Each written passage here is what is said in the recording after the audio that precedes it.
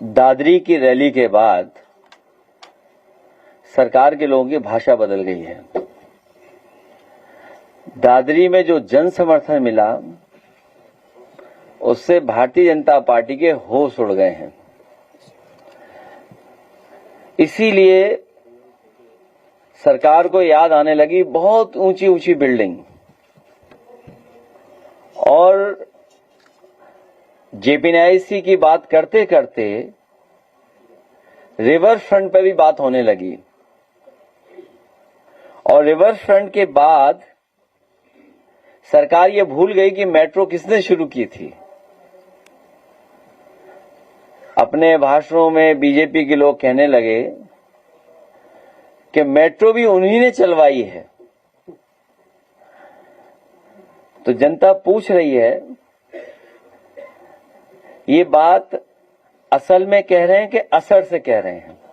हम सब मिलकर के आने वाले समय में पीडीए की सरकार बनाकर के सामाजिक न्याय के राज की स्थापना करने के लिए हम संकल्प लेकर के जा रहे हैं।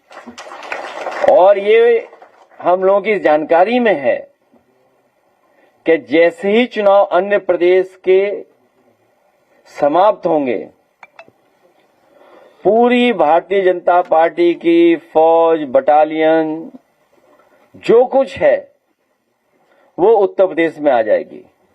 हम लोग दूर से ही देख रहे हैं कि अन्य प्रदेशों में जहां चुनाव चल रहा है वहां इलेक्शन कमीशन और बीजेपी मिलकर के क्या क्या काम कर रही है। उन सब से भी हम संगठन के लोग सावधान रह करके उनकी साजिश षड्यंत्र को समझते हुए उत्तर प्रदेश में पुनः समाजवादी सरकार बने, उसके लिए हम लोग जमीन पर काम करेंगे। और जिस समय सरकार बनेगी तो अच्छे दिन तो लाए नहीं लोग, लेकिन बुरे दिन जाने वाले हैं, ये तो जनता जान गई है। कि नंदलाल जो दस्तखत नहीं कर पाता है, अंगूठा मारता है, उसके भारतीय जनता पार्टी ने दस्तखत करा लिए। बताओ, इलेक्शन कमीशन ने किसी अधिकारी पे कार्रवाई की हो तो बता दो। आप क्या उम्मीद करते हो कि सरकार कार्रवाई करेगी उस पर?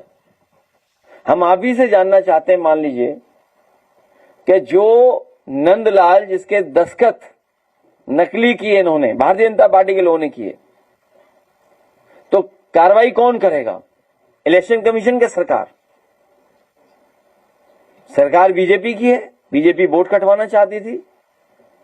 अब हमें उम्मीद इलेक्शन कमीशन से, तो कम से कम बंगाल में नहीं, उत्तर प्रदेश में इलेक्शन कमीशन अपनी क्रेडिबिलिटी साबित करे कि वो निष्पक्ष है और कार्रवाई करेगी ऐसे लोगों के ऊपर।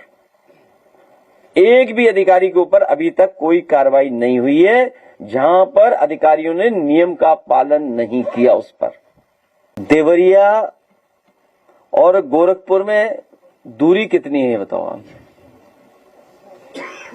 गोरख धंधा चल रहा हूं अभी, बताइए आप।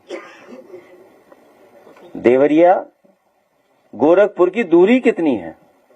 और पहले अगर आपको याद हो, कुशीनगर में भी इसी तरह का मसला आया था जिसमें हाई कोर्ट तक गए थे लोग, और अधिकारियों ने मिलकर के समाजवादी पार्टी को बदनाम करने के लिए मुस्लिम लोगों को झूठा आरोप में भेज दिया जेल।